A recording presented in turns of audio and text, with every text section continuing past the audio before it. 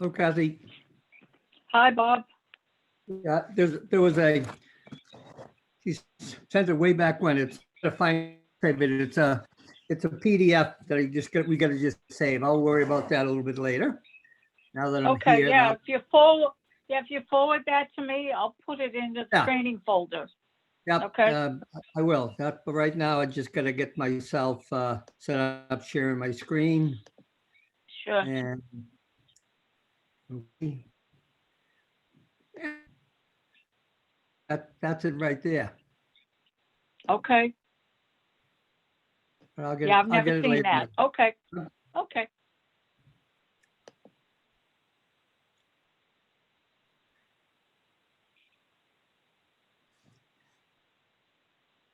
Um, It's right there in the top.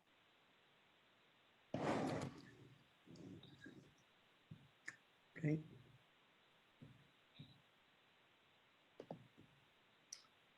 If people want any more information later, you could just send them out this part of it there. Let me just peek.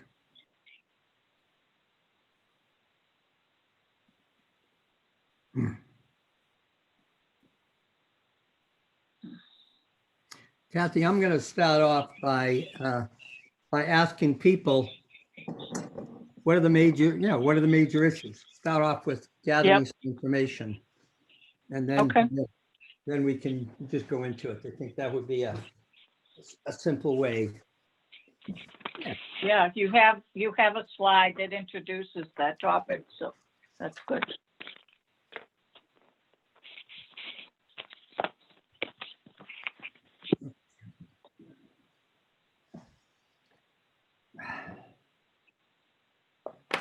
How'd the showings go? We're going to put an offer in on the. They both went well. They're both possibilities, but we're going to put it. I want to put an offer in on. I suggest they put an offer in on the one in Plymouth and Born? no Oh. Plymouth, Plymouth. Okay, that's and Amy's working that. okay. Who will be the buyer agent? She wasn't sure yesterday because I had done a draft offer for her for the Bourne property. I don't know. Let me get this, Kathy. I don't know how. Is it the team? Is it her? I don't know. So just we got to think about because she can't get commissions yet. She doesn't want to get commissions yet. So we could Right. talk about that in a bit. I'm just Okay. trying to. Sure. I put you down as the buyer agent on the offer that I did with her. I know, Kathy. Lee yesterday afternoon. Yeah. Kathy, I'm just Yep. trying to get.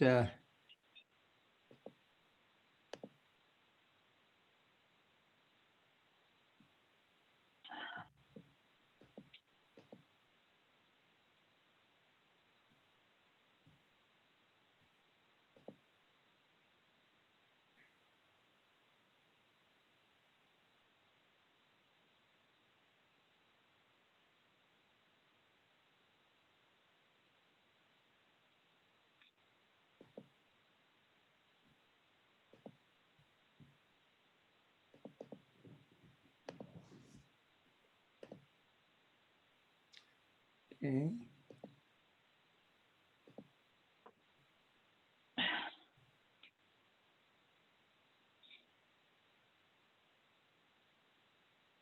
Kathy, what I was just looking for is the full screen view. I'm just trying to figure Okay. out. Okay. That is.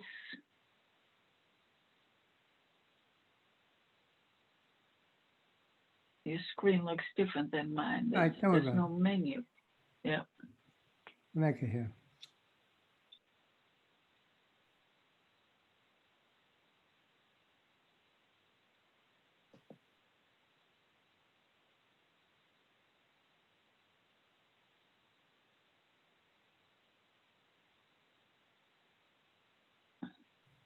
All right. Okay. People come on, it should show up here. Yeah.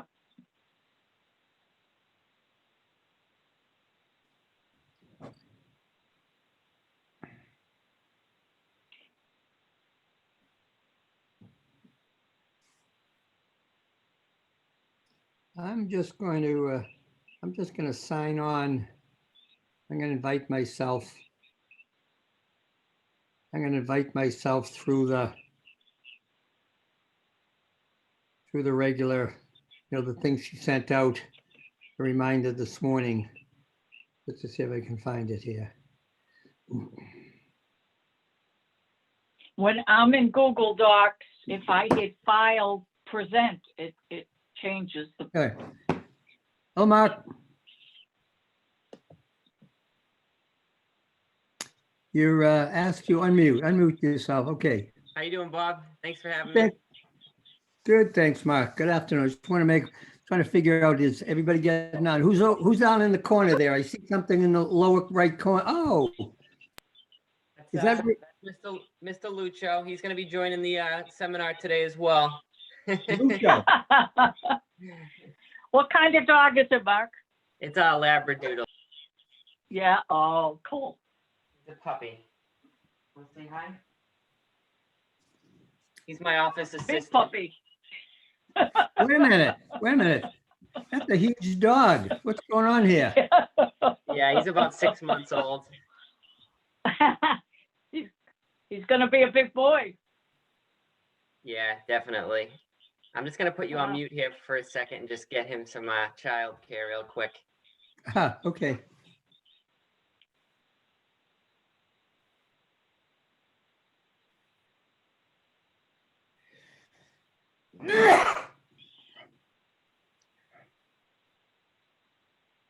Kathy, I'm forwarding you the instructions here. Okay, terrific. I'll put them this afternoon in the Google folder. Yeah.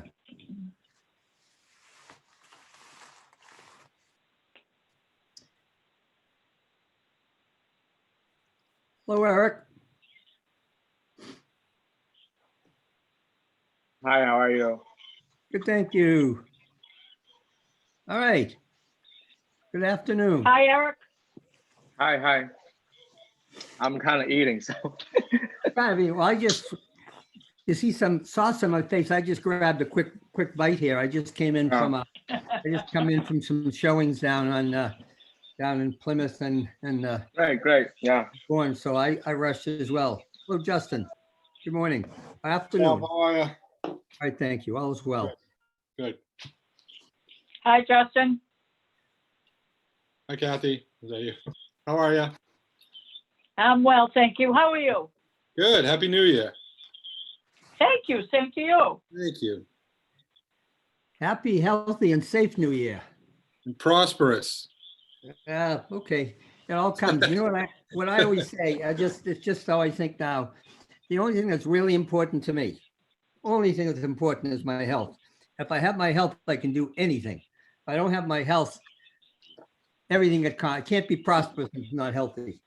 Good. So I just kind of keep it, but safety is part of it, but you're right, prosperous as well. I just kind of go, that should just happen. Yeah. Hand in hand. Well, we hope so there.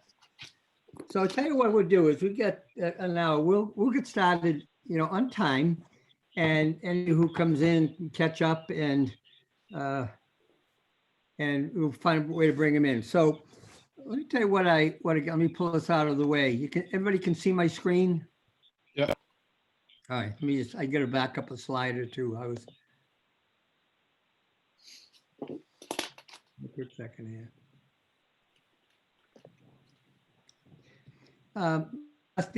Did anybody from this group on last month?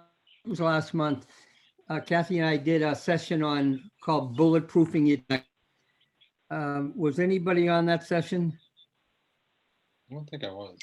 I was not, but I did watch the recording for that one, I think. Yeah, and the reason I mention that is bulletproof transaction. Negotiating a home inspection is part of that. So when we say it's how to bulletproof, how to make sure that your deal is relatively easy by comparison to get something on, but to keep it under agreement and close on it is the challenges, and it can fail. It can fail from when the offer submitted, it can fail at home inspection. Have issues at the PNS. You could have issues uh, at the mortgage commitment. You can have issues at the final walkthrough, and those are all of them. And so what I thought to do when we decided to do how to negotiate the home inspection, what I've done here, I've expanded because what the presentation here for those who are there, here's the presentation about bulletproofing transactions. And, this is it, what are the top reasons your deal fall apart? Here's some examples. And the next one is home. And so what I've done is we've drilled down on home inspections and to try to expand that to figure out, one is how to negotiate it. But the best part of, the best thing to do is if you got to negotiate when you got to negotiate, but the idea is to set it up on, and I'm going to call bulletproof the transactions. So when it comes down to home inspection and home inspection is completed, the negotiation is a lot easier because some assumptions and things have been put in place with the seller or the buyer early on. So that's my whole thinking is always about being proactive, preventive maintenance. And if we get into trouble and we still have issues, then we got to dig into it. And I'll cover both of these on this. But first, I just wanted to ask, just tell me and I just want to just take some so I can focus on, and Kathy can focus on the areas most important. You're on here because you had some deals that have fallen apart, or you've had some issues. What have been your major issues around home inspection that caused you angst or caused the deal to fall apart? What are they? The last few that I've done, as on the buyer side, we've had issues that we've gone back on. I think the hard part that I've had recently is the listing side. Just trying to the deal moving forward, but meet somewhere in the middle. There was issues with like the deck joists, mold, some small indicators of mold, couple of and other things. They had one of the listings I had. The agent came with a list of a checklist, pretty much, of things that a lot of it was maintenance or Okay. cosmetic. So the long checklist. Okay. And so the issue for you is whether you're on the buyer side or the seller side, the request for home inspection came. So the buyer was concerned about deck joist or some mold, or the buyer comes in with a long checklist, whether it's you're the listing agent or whether it's your buyer. Those are things that need to be avoided and can be avoided. That's the trick of it. Okay, I got yours, John. I had a unique circumstance over the summer. On the buy side, I had a buyer who's buying a property in Norwell. A pool was in the backyard, but it had not been opened. But I was told over and over that it was fine. It couldn't be checked because it hadn't been opened. It was a gunite pool, so it didn't have a liner or anything. So basically what my buyer had to do was take a leap of faith that this pool was in working condition and take the seller's word for it and the selling agent's word for it.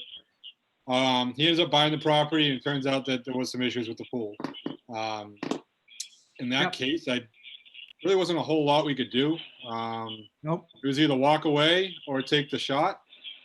And he walked away initially. We looked at a couple properties in that area. Yeah. And we just came back to it, and it seemed like that was the right place for him. The agent came back to us too. But that was just a circumstance that was unfortunate, because I really feel like that seller knew that there was something wrong with that pool, and I think she knew it. I think she kind of hid it from all of us, including the listing agent. So that was kind of disappointing, but I think in the end, it was really nothing I could have done. my buyer could have done, but it was just a circumstance where he had to take a leap of faith, and unfortunately, kind of got burnt a little bit on it. But So I think, Justin, I think there were some things I'll come back to. I think there were some things that could have been done. Yeah. Or there's some things I'll suggest yeah, that if it was mine, I would have done. And that's part of, we'll use that. That's a great example. Anybody else? Anybody else? Mark, you got anything? Eric, you got anything? Okay.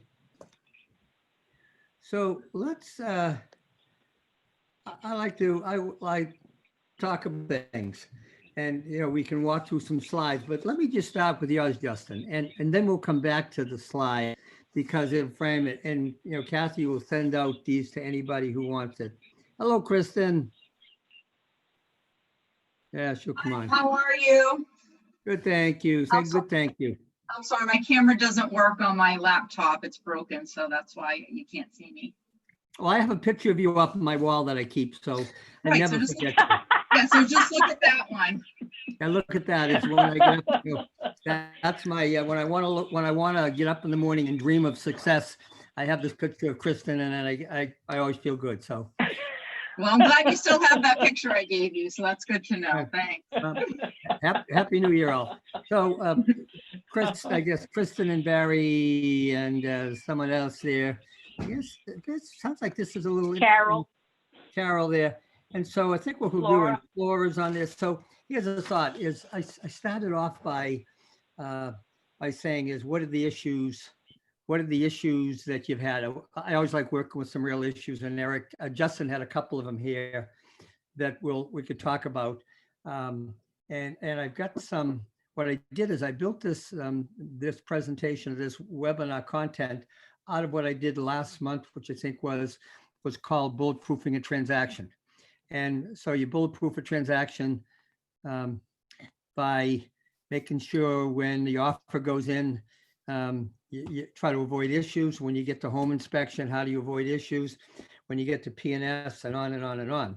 And so the answer to the topic here, which is, sorry for a minute here, let me just, how to negotiate a home inspection. The best way to negotiate a home inspection, to make it negotiable, is it's all of the upfront work, the things you do with your seller or with your buyer in advance of the inspection, that you can anticipate issues so it doesn't become a huge deal. So that's just my philosophy around anything is prevent it. And if you've done everything to prevent it and it still happens, then you deal with it. And so what I thought I'd do, and I had a couple examples, I'm just going to take a couple of specific examples rather than walk you through,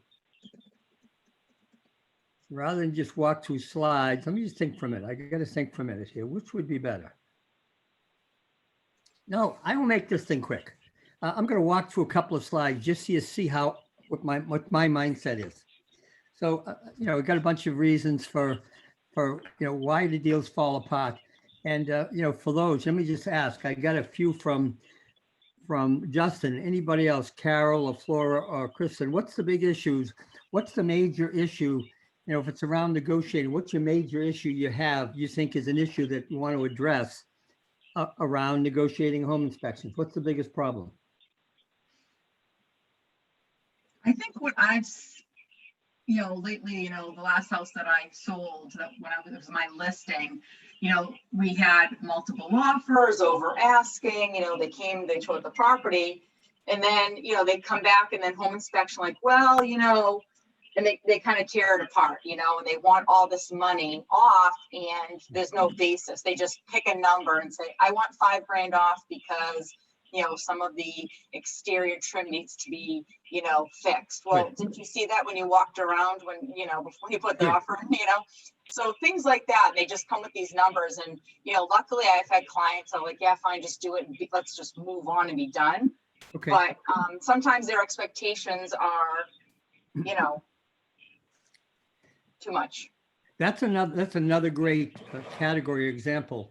And what I call that, Kristen, is using the home inspection to renegotiate the price, Right. which which is had multiple offers. They put in a super high offer. The objective of a buyer is to get the property off the market. I got it off the market. Now let me get into home inspection. Let me squeeze the seller. Right.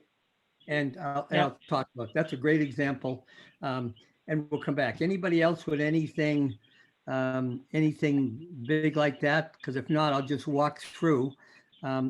Issues will come up and I'll respond to the specific issues of how I would or how I have addressed these in the past. All right. So my thought is, and this will cover some of these, and then we'll get into the specifics. And what I'll do is I'll go through this, and then I'll reference your specific issues you raised. Is how do you use this to address it? So number one, you're representing the buyer. One of the biggest issues up front is the buyers don't understand the home inspection process. And the second issue is issues found during a showing appointment. So what I say is up front is one is with my buyers, I explain to them the purpose of a home inspection is twofold. One purpose is to learn about the house, learn about how to maintain that house, learn about the systems. And so one part of it from the home inspector is educational, so that after you own it, you know what to do in terms of maintaining a heating system, changing filters, a variety of things. So it's educational. And the second is to identify issues that would prevent you from going forward. And what I say to my buyers is the purpose of this home inspection that you will find in a house that's not new, and you can find it new. You find a number of things that are called fair wear and tear that happen over time. And the purpose of this is not to pick out all of the nitty gritty things and go back and ask for those items. That's not the intention of it.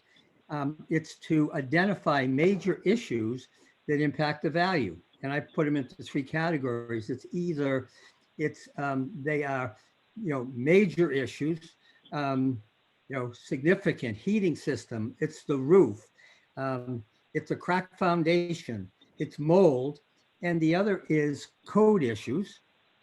And the third one is safety issues. So I put them in that category, and I say they ought to be large issues.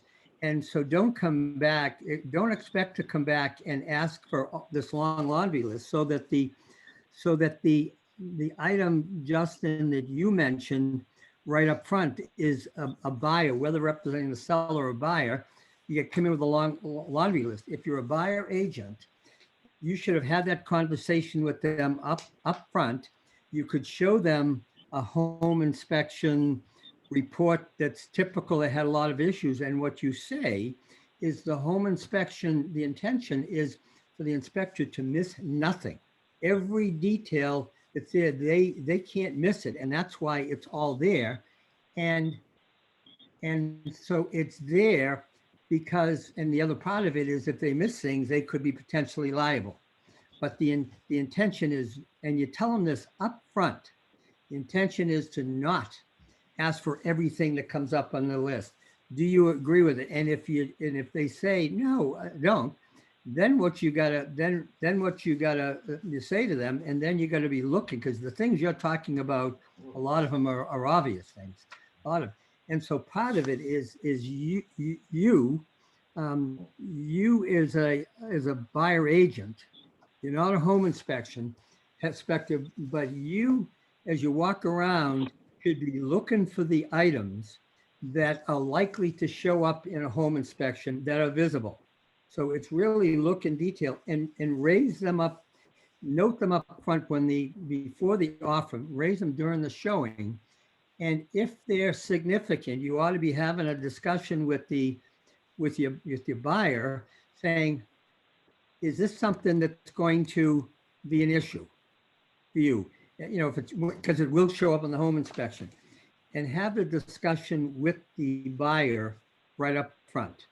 And what you do is, if they're going to be an issue, you ought to fact that, and you don't know exactly what the cost of the, but you ought to, if you find, and this is the point number two, if you see issues in there you ought to plan on reducing the offer amount up front or right up front. And rather than, as Kristen said, buyers come in, they know there's issues, but they put in a high offer to get it off the market. Now, that's a strategy, and I'm not going to question whether that's a good or bad strategy.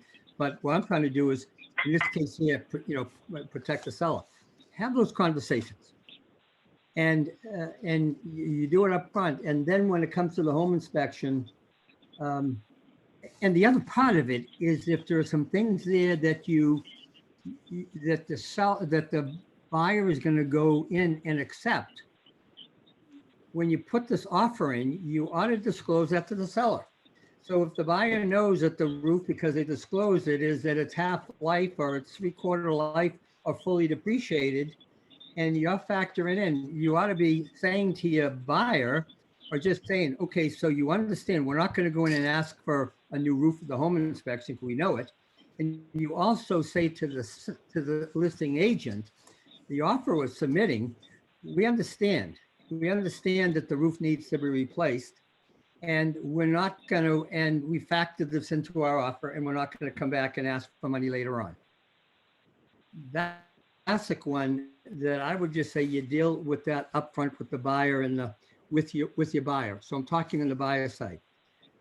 Any thoughts on that? No, I think that's transparent, and it probably makes the listing agent feel more comfortable working with you rather than, not knowing what to expect, I guess, at the home inspection. Because that's one thing with listing properties, I kind of have like a little anxiety around is, once they do their inspection, that list they come back with. So I think that's a great idea. And Kristen, on yours, you said, they come and ask for all these things so you're representing the seller. On Yep. your case, and they come back with this long list. Yep. I have a, when I'm doing that and I receive an offer, the way I deal with what you just suggested, and you can't concretely, what I look for for addendum under inspection, and I know it's in the Greater Boston Real Estate offer form, but not in MARP.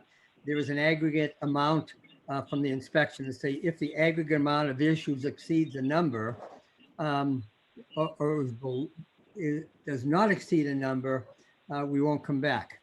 Yep. And is everybody familiar with that provision? Now, here's the value of that. I can take a brand new house and I can find thousands of dollars, but it's really meant to set the tone and set an expectation. And so when I put in an offer, or when I'm on the listing side, if I see that number is 0, some agents do what they say to protect it. I go back and I renegotiate. I go back before it and say, hey, the does not want to find that your offer, we're expecting that in nickel and dime or nitpick. And so I need to have confidence that you're not going to do that. And while there's no guarantee, but the way I do it is say, I'd like to see a number in there that's substantial. A standard number that I would put in where I'm concerned about a whole bunch of things would be, $1,500 to $2,500. When I want to send a message that I'm not send a message that we're not going to nitpick. I'm on the buyer side now. I make that $10,000.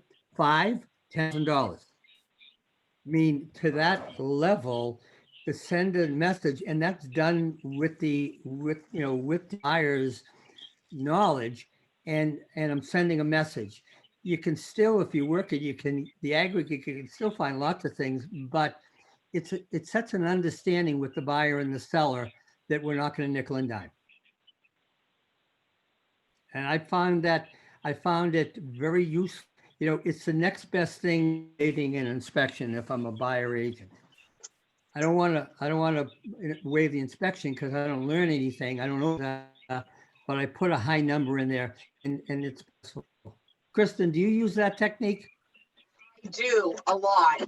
You know, it's really just depends on the buyer and their comfort level on, you know, how handy they are or what they think they can, you know, handle or won't, you know, things won't bother. But I do use it a lot, and I always set up like, hey, listen, this is for informational purposes only. We're here to find major defects in the property, not, you know, nitpick about a, you know, leaky faucet, you know, those types of things. Because setting expectations to your buyers is going to save you so much aggravation ahead of time, because you know they're listening to their friends saying, oh yeah, well, you can renegotiate at the home inspection, ask for more money off, you know, because they're listening to friends. And that's not really the type of buyer that you want if they're going to just go in, you know, intentionally going into the offer writing a high number to turn around and just, you know, ask for more off. Yep. After the home inspection. Yeah, that's deceptive. Yeah, That exactly. is deceptive. And a lot of Especially people if- do that, unfortunately. A lot of agents do that, you know, and you'll come to find the ones that do Yeah. that, unfortunately. And I deal out with my buyer. I go through this because, and not all of them mean to, but they just don't know. So I really talk that up front through the house show. I point out all these things. Well, you know, this is fair wear and tear, or this is something, but you know, let's be smart about this. It's an offer accepted, so let's be smart. Not go after the small things that aren't you know, a large dollar. It comes down to that. And that one there, you do it for you front if you're the buyer working for a buyer. And the first one is that buyers just don't even understand. So if you don't explain the whole inspection process and actually show them an example, they go into the home inspection, they walk through, and this home inspector is pointing out, and they go, my God, this is hard to do. Is the upfront having that conversation about what to expect and just say, you've asked for a home inspector. I've recommended what I feel is a good home inspector. He or she will not miss anything, and you're going to see lots of things, but don't look at all this long list. It seems to be that you need to go after. You want to understand what they are for knowledge. And if you don't understand, don't get overwhelmed. What we want to do when we get to the home inspection at the end is to sit with the inspector and say, okay, now tell me about the major item, the ones that we should be concerned about that are going to become major costs. You're not asking for pricing, you're asking for him an opinion. And what's interesting about that, when you go that route, and right in an inspection, I'm sitting there and I'm listening to the agent, I'm listening to the home inspector and putting these things, identify these things. I see that my buyer's rolling their eyes and go, my God, I will stop. And I'll say, understand what's going on here. Ray Jackson, we use Jackson Home a lot. I said, Ray's an excellent inspector. Everything he's putting on here is so that he captures it, so that he's not missing anything, and you know what should be on your laundry list. I said, but, and I say it right in front of the inspector. I said, the whole objective is here not to miss anything. So I really appreciate what Ray does, but we should, at the end of the inspection, we get the report, prioritize. It's being proactive. Fair enough? Okay. Same as representing a buyer, slide one. So the two is they're over by the report, and this is a case by they should not by the report because you've shared with them a report that from another deal up front as an education. But if you get to the point when you get and what you do is you begin to break that list down into what are the versus ongoing maintenance, and you got to remind them once again that we had this discussion before, maybe we missed it, that the inspection is to capture all issues, that the sub, sorry, my typo here, but and break out You want to capture all the issues, but you want to identify just the ones that you want the seller to address. And it's not the laundry list. Here's a radon. I'm finding more recently that some buyers won't buy a house that has a radon mitigation system or it has high rate, even though it's a $1,200 to $1,500 cost to it. There's something that gets more. I don't know if it's millennials or what, but there are people who just said, I don't want to deal with it. Now the problem is, we know in we know in New England the high level of radon, but you want to know that up front. And so I would be having with my buyer, during the offer process, it's just a question. When we do the home inspection, we could find, it'll test for radon. And if we test for radon and it shows up, the cost to do it is $1,200, $1,500, figure out an issue for you. Is radon an issue fundamentally? Because I've happened out twice where it wasn't. And if I asked the buyer before, just in general, we wouldn't have gone forward with that house. Or potentially, because if it gets tested and doesn't have radon, there's no issue. That's just it. And so the second side of it is, what about the seller? Encourage all sellers now, all my sellers to do a radon test before the actual home inspection. A couple reasons. One, if it's not a finished basement, I don't encourage my buyers to do it because they're not using it on a regular basis. And if they found radon later on, cost of it compared to the cost for a to finish the basement is small.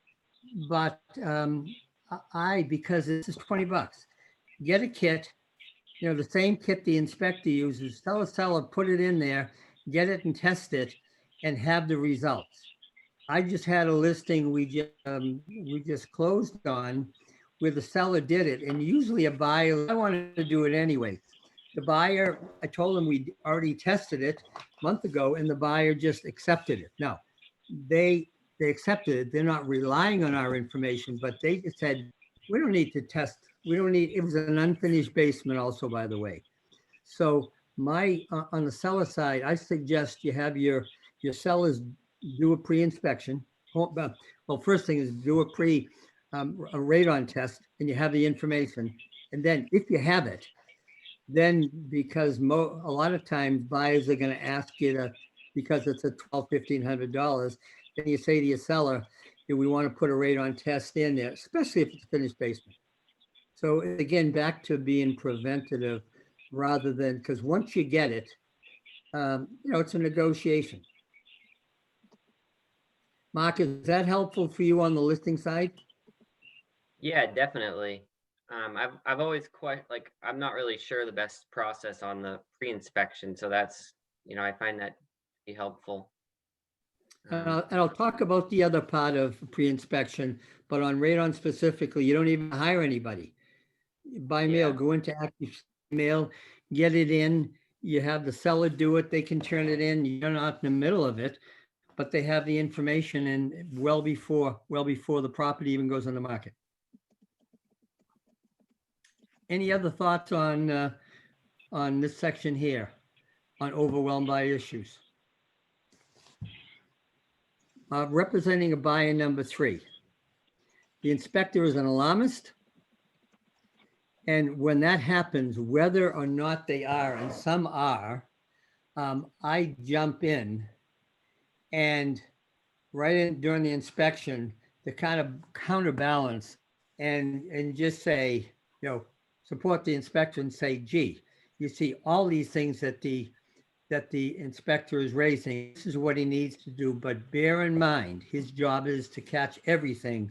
We will talk. It's not the inspector's job to tell you what it takes to the cost, but what we can do is we can discuss it afterwards and prioritize, because we've already talked about the idea of of going after the major things, we'll talk about it. So when the inspector's being an alarmist, I just, nicely say it, that, supporting you might think the inspector is being tough.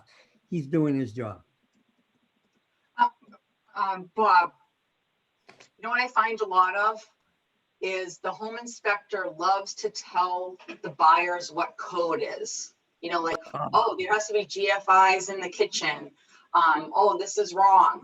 My brother-in-law is a master electrician, and I will call him and say, hey, he's like, that's not the code. They don't need to change it. The kitchen hasn't been updated, things like that. I just find a lot of inspectors say things that they really don't know about and they really shouldn't say. Well, there's two things. I would say from my experience on the things you're talking about, they do know about it and they know what they're talking about for the most part. The question is the thing that they raise, it's not to code.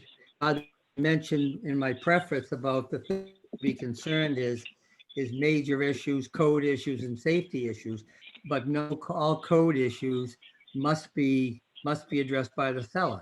I mean, here's the examples. The classic example is GFCIs.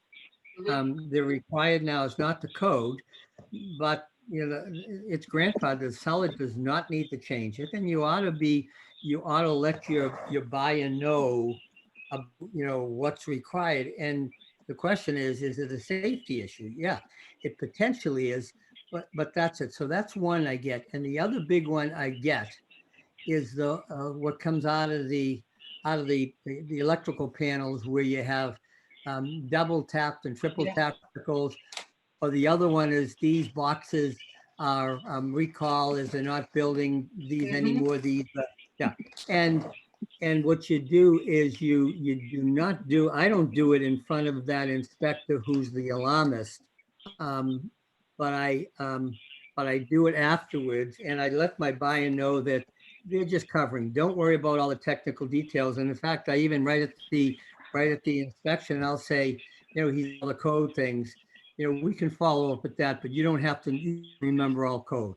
You have to know what are the issues here that you really have to be worried about. And of course, if an inspector makes a big deal of it and says, hey, you ought to be fixing this and fixing this now, and there's an issue, that's a side issue. That's a side conversation you have with your inspectors. I even talk to inspectors in before, because I know them. I have one inspector who works for Jackson Home Inspection couple. And when I see these inspectors, they like to talk. They like to show how smart they are. And I will go back to their boss and say, hey guys, I understand he's smart, but this is not helpful. This is not helpful. They're loose with their conversations. They make these kind of, I don't know, off color, these remarks. They need to be a professional. And I deal that with the inspector because I often recommend it. I wouldn't do it if it's the buyer hired them, but I do this with my inspectors so that they know what my expectations are. I don't want you to be an alarmist. I don't want you to go into all kinds of detail. I want you to be comprehensive, but you're not trying to teach a course on code. I have good conversations, and it works. Good point. That's a big one there. I've only done probably about 5 inspections, but all of them have come back with the double tap breakers and the GFCI. So I just missed your comment. Was it like, is that stuff, is that required of the seller to fix? No, the answer is it's not to code, but it's not to code, but a GFCI, if it's been in, if it's an updated kitchen or an updated bath, haven't changed the GFCI, that's kind of like shame on you. You did an update. But they're $100, $150. And I typically say is, it's something that I don't, that's in the category of if there is nothing else going on, those are the only things, I might ask for that. That's not a big deal. But if there's many big things, I would let those go and just say, you do want to set Mr. Buyer, client, you do want to take care of this because because it's an update, in the code because of the safety. But, you know, it's nothing that, it's a question of who does it. I'd rather go after the big items for the seller. And I absolutely believe you ought to take care of it. That's number one. And the double tap receptacles is the same thing there. It is not to code, and it's a potential safety issue, but it's not like a GFCI say. And so I say to them is that, and again, it's the same category. I would not have the seller do it. And because the solution to it is to put in a mini breaker in there, replace it with the mini type breakers where you could actually separate it. The double tap breakers is a code thing, and just my opinion, never in my experience have seen any kind of actual issue with a double tap reset or double tap breaker. But because it's code and there's a reason for it, I would say to the buyer, you want to take care of it. And the only time that I would make it an issue is that if you have multiple double tap breakers, multiple 3 and 4 and 5, no way to expand, to be a little bigger issue. That's almost to the point now you got to say it's time for a new service panel. And that could be, and that's an $1,800 to $2,000 discussion. So you have to make a judgment on it. But I've rarely seen a case where a double tap receptacle has been a major issue. And I look to you, Kristen, because you've done enough of these. What's your thought on that? Yeah, no, I think it really is a case by case basis and what the buyer is comfortable with the seller and who they know. Like, for instance, when I sold my parents' home, the kitchen hadn't been updated and they wanted the GFIs in the kitchen, in the bathroom downstairs. And I called my brother-in-law and he's like, it's not to code. But my husband does side work with him. My brother's a plumber. There's a couple plumbing things. And you know what? They offered over asking. They were strong buyers. I wanted it to be a really smooth transaction. And for us to do those things was nothing. It barely cost me anything because my husband did it and my brother worked on it. So we were like, yeah, let's do it, because God, there's other things they could have come up with and they didn't. So let's make them happy so that as we move forward, if I need something from them, they'll be, they'll want to play ball. Like if I needed to do an extension or something, we just want to make it smooth. So I think you have to really look at who everyone is involved, all the parties that are involved, and what's important to them or what is not important to them. And So what we've been mostly talking about buyers, but on the seller side, the same thing is to have conversations with your sellers, what's likely to come up at the inspection or could. And you have the discussion with them and be careful. Let's not be careful. We win the battle and we lose the war, because Kristen is absolutely right. Is this is a first? Is there going to be things you want to ask for, need later, and you don't want to call your chip on a small item, because then they'll think you're nitpicking. So it's making good decisions. But I think having the discussion with your seller, if it is a big deal to them, you give on it. I'd rather give on some GFCIs and not on something else. Right. And you could always, when you're talking to them, during the listing appointment or walking through the house, you could say, hey, these, this could possibly come up at the home inspection. See this, that could possibly come up, so that they're aware. And when it does come up, they're not shocked. And if something minor comes up that's easy to fix because you have contacts or whatever it is, you can say, hey, listen, you know what? This is all came up. They could have come with us with this, and this, and they didn't. So, you know what? Fix it, make them happy, etc. Some clients aren't going to be, that easy to work with, but that's why if you have enough business, you can work with who you want and you don't have to work with the ones that are difficult. You have the discussion up front. Up front, when it's in the heat of the moment, it's tough. There's a lot of emotions. But if you could have those conversations with buyer or seller up front before the issue and kind of get some agreement, general agreement, we're not going to nitpick or we're not going to do this. When it happens, you just go back and say, gee, we've had this discussion and something that's different here. Okay. The last one here, buyer representation 4 is the one that I think you raised, Justin, about they came with the long checklist. The way to do it is remind the buyers of the previous discussion we had about addressing major issues, and you add this aggregate down to it and get agreement up front. This doesn't work all the time, but when you can do it, that's what you do. And then oh, this is just oh, this is one where, let me just look for a minute here. Let's go back. Yeah, so what this one here is, it's a little different. I want to talk about the thing on the right here is kind of called negotiation strategy. And this is what if you get to the point where you have the issues and you're faced with it, how do you work it out? Here's my approach, and by when Kathy does so much of the stuff. Kathy, by the way, looks at the home inspections, and she'll go through the home inspection and pull out all of the detail and organize it and prioritize it. And it's great to have a solid picture there. But here's what I'd say. In general, a price adjust is the best solution for either the buyer or the seller, because it in the end, it's simple. And then this question of, did they do what I want and so forth. But my general philosophy is that in general, that's the best solution. But first, what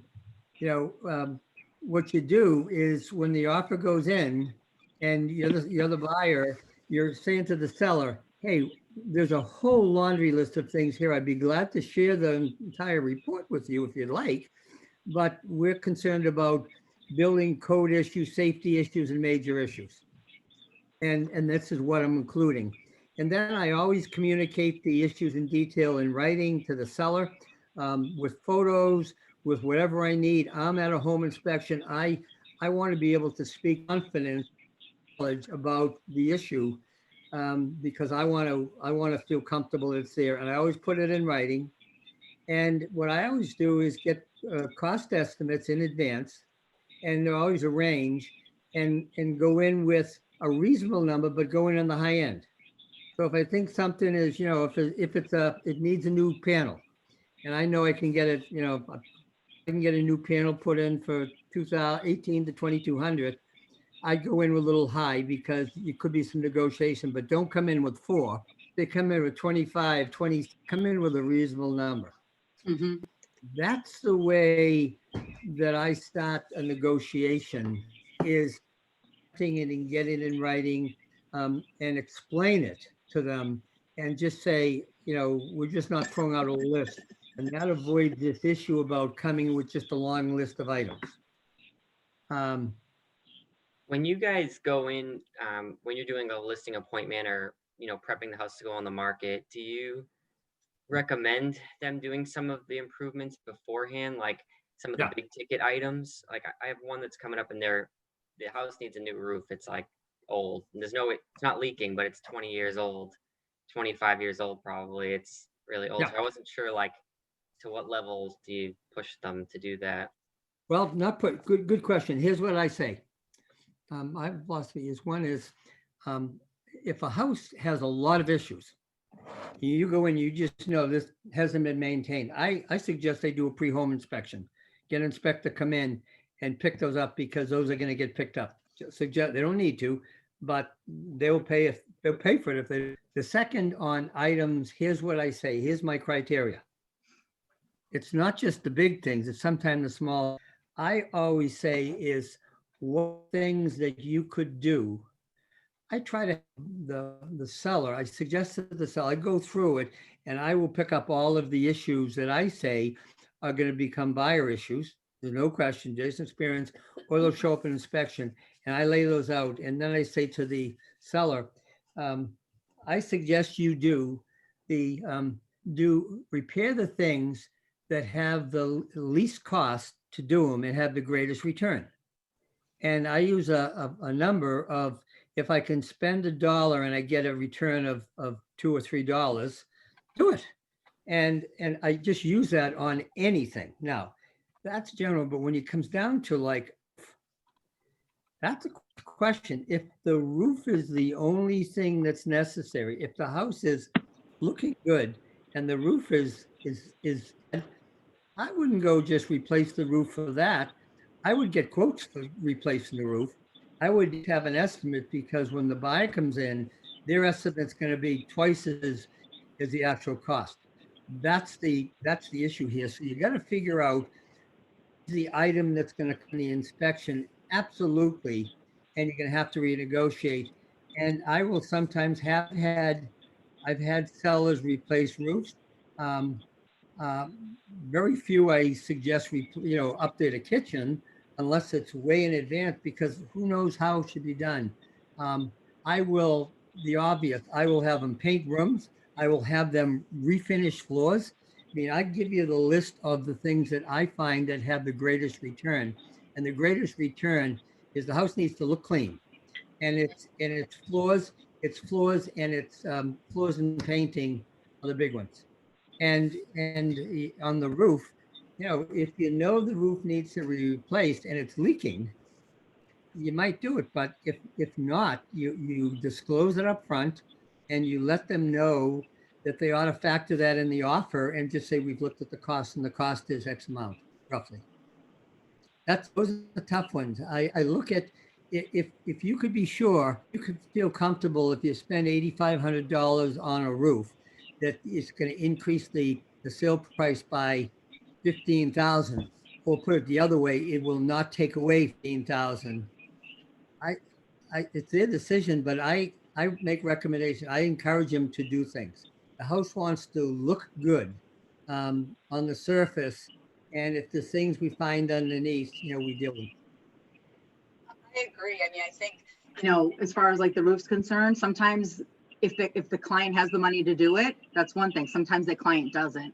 But to Bob's point, I mean, if the house is outdated and everything, like they have to do the kitchen, they have to do the bathroom, like everything has to be done, and it's something where they can put a brand new roof on, then people are like, okay, good. I don't want to put a roof on, but now I can pick my own kitchen out and I can spend the money on that.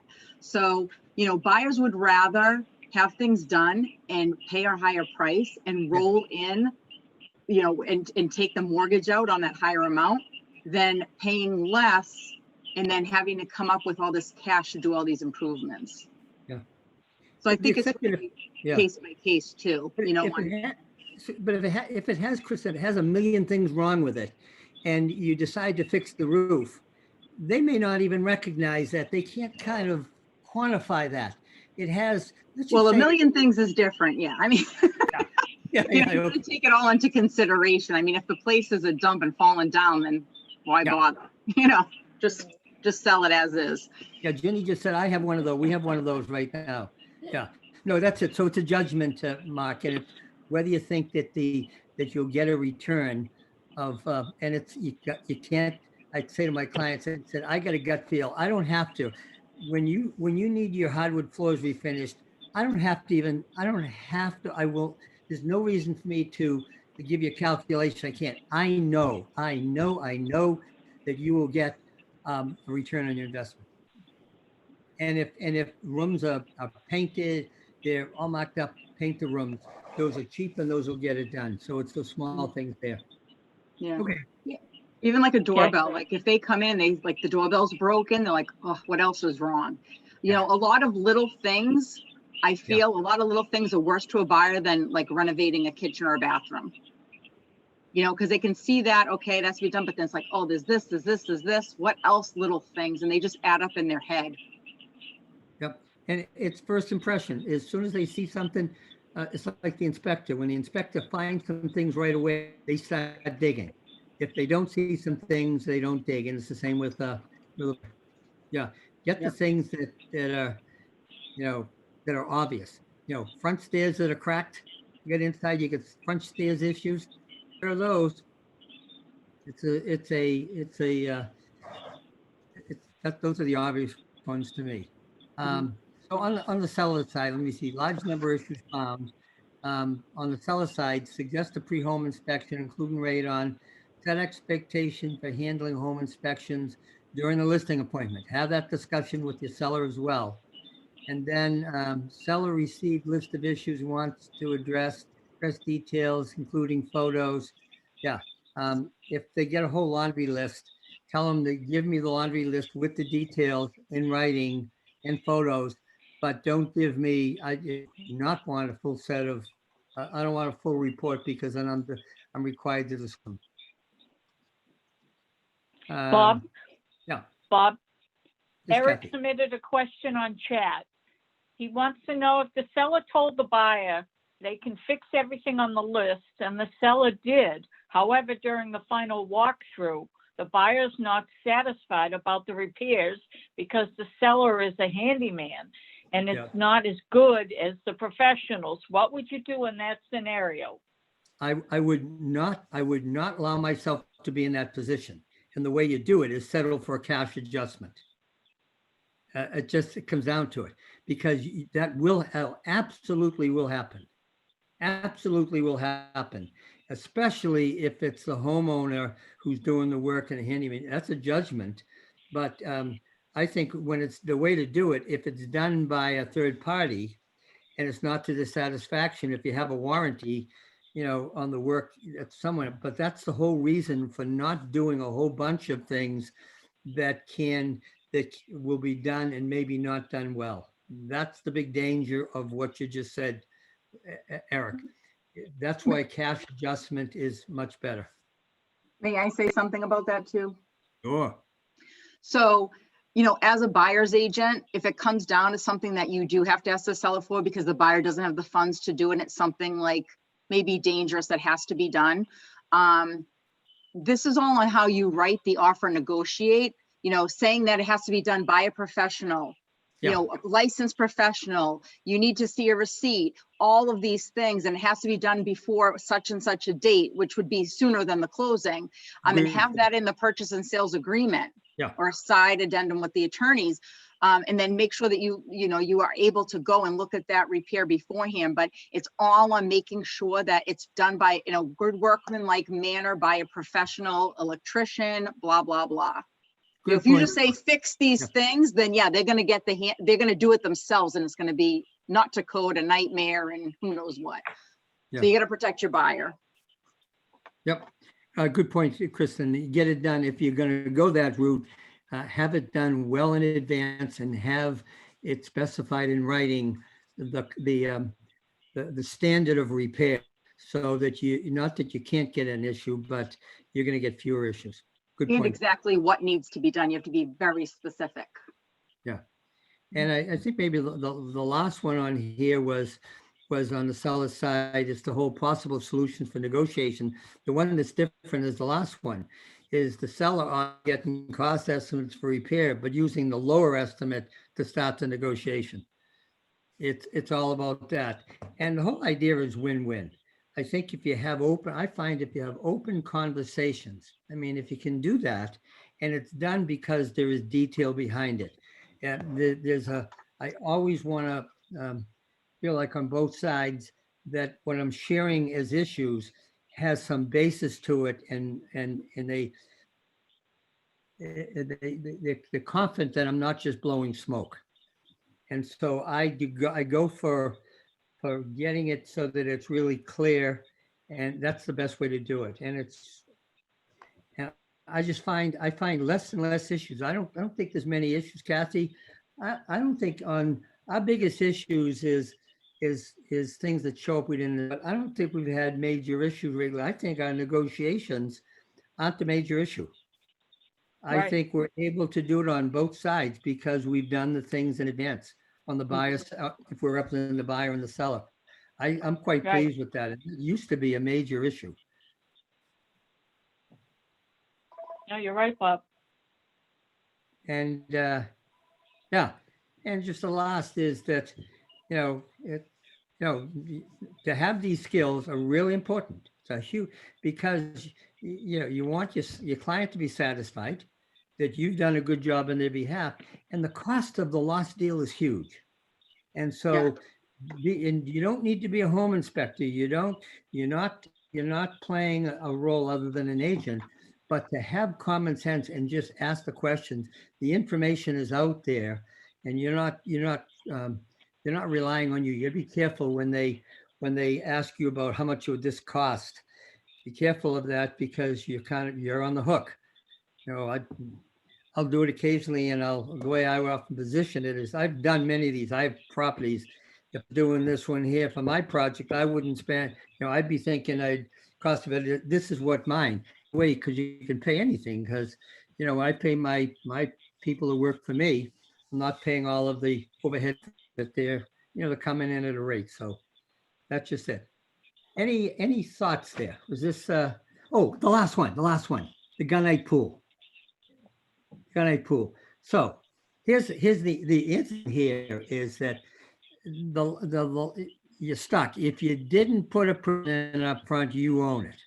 And if you knew it was a gunite and you suspected it, here's the things that I would do in advance. First thing I would do is ask for who maintained the pool, and I go back to the pool maintainer and get some information, number one. Number two is if they swore it was working, I would ask them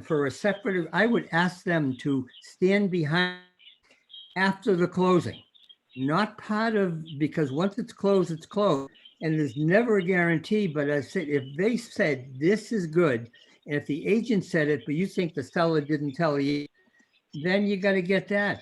You ask them to stand behind that. And if they refuse to stand behind it, even, in any way, if they give you, there's something going on. So I would be asking, because it's kind of like the air conditioning. You can't check the air conditioning in the winter, but you can check all of the things. You could ask when it was last serviced. You can ask when it was last used, and I do it as the pool. That's the way to do it. That one, Justin, you're stuck on that one there, and that's a big ticket item there. And so the way to do it is to put them on the hook up front, put them on the spot, and ask them to show me that, demonstrates the best you can it was working, when it was working, when it was last used, who serviced it. And then if you're still unsure, just say, hey, I'll go along with it, but I'd like to give me a commitment, a statement that said, if we find when we open the pool, and you can't guarantee, you can't put money in escrow easy. That you just say you stand by it, and you'll never get to that point, because they will then finally fold and say, I won't do it. And now there's going to be an issue because you knew there was likely an issue. Yeah, so I did get some writing from the people that had previously closed it up. It was a year prior. And we did go that route, and she was willing to walk. She was willing. The deal actually had fallen apart, like I said, for a few days. She was The willing. seller was willing to walk. Yeah, she was the seller was willing to go. It was like a $700,000 property. She was willing to go. She was kind of fed up with me, fed up with her listing agent, and she was ready to walk. Yeah, and I think she got a little bit of sense talked into her, but she was steadfast on standing there and standing by it, and telling me over and over that it was fine, it was good. But I have a feeling in the back of my mind that she knew that there was a leak in it, which there ended up being. Well, it's kind of interesting that someone would be. That's a disclosure issue. If she said that, you could go after her. If she said and put it in writing. What she had told me was when she had opened it, so last summer, I guess it would have been a year ago, in almost like June was when she opened it, or last had it open, said that it was in fine working, perfect condition.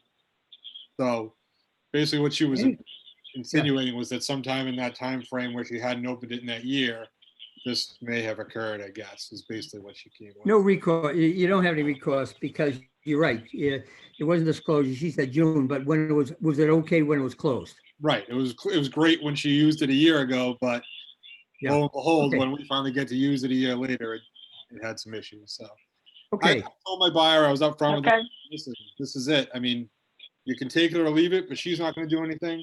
And the potential risks. And he was fine with it, and that's what it ended up being, but it did end up biting him a little bit. Yep.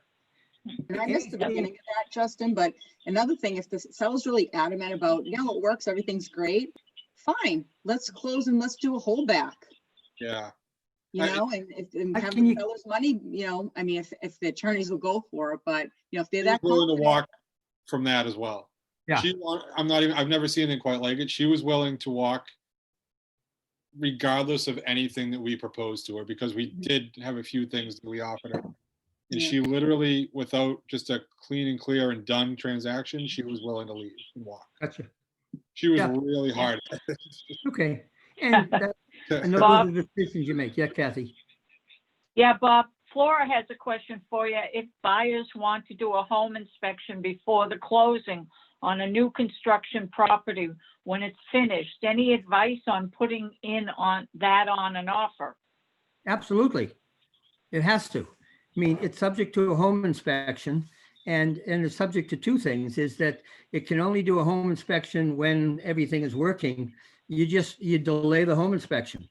You could do an initial home inspection, you could do a second one, you could do a punch list at the end, always in writing. The special instruction, you would do the home inspection scheduled after, you can do the home inspection, the trim, all these not superficial thing, but on the systems, on the electrical, on the plumbing, on that, once it's together, you could do it, but you could do a second home inspection, and that ought to be stated up front that there'll be, because that, and by the way, after the first home inspection, you're okay for the things that were done, but the remaining things, you have a second home inspection. The only thing that's going to cost you as the buyer is the cost of the second home inspection.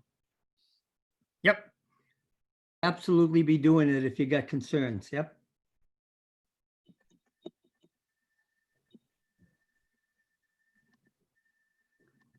Anything else? Bob, I just have a quick comment. With regards to a lot of the stuff we spoke about in this past hour, don't you think a lot of it has to do with the professionals that you're surrounding yourself with? As far as those home inspections and getting a home inspector that you trust and who isn't an alarmist and an attorney who is going to back your clients and get that stuff in writing that you can trust and you know they're going to have your back. Isn't that a lot to have to do with the people you're surrounding yourself with? Absolutely. That's what I do is I have a short list of, we have a short list of home inspectors and I do everything I can when one of my buyers wants to bring in another home inspector, unless they have experience, I will advise them for that attorneys. Yes, we try to surround ourselves with people who are professional, who are knowledgeable, who know how we work. We know how they work. It's a team. Yeah. And that's most important. And we find that that's the best solution. And occasionally it happens. I mean, we've got a deal going on now that we were going to wanted him to work with Bob Malone of Radius. And for some reason he decided he's going to work with Citizens. And I said, I can tell you up front, guess what? It's a problem.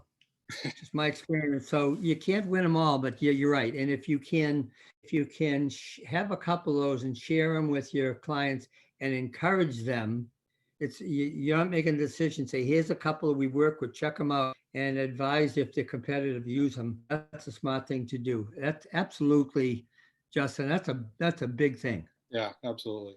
I've found Using this recently stuff. And even contractors as well, having contractors that you rely on and that they'll come in to look at things as a favor, knowing that you'll give them business. And so I do the same thing with that one there. Yep. Yeah, absolutely. Thank It's all about all about the team. Yeah. Okay. Same with the cleaners that you hire. Yep. Very important to get a reputable company to come in and clean a property. Yeah. Overall, it's having experience. Okay. If there's nothing else, by the way, you know, Kathy, when you send out these slides, you have them, just make my contact information. Just call me, text me, email me, any question you have. Be glad to answer anything specific. I hope this was at least give you answer you specific. And I look at the framework is how do you approach this systematically, and it's bulletproofing. It's trying to address the issues before they're an issue. Okay. I'm done. Thanks, everyone. Thank you, Bob and Kathy. This was awesome. I appreciate it. My pleasure. Let me shut this thing down here if I can figure out how to do that thing here. Stop sharing. Okay.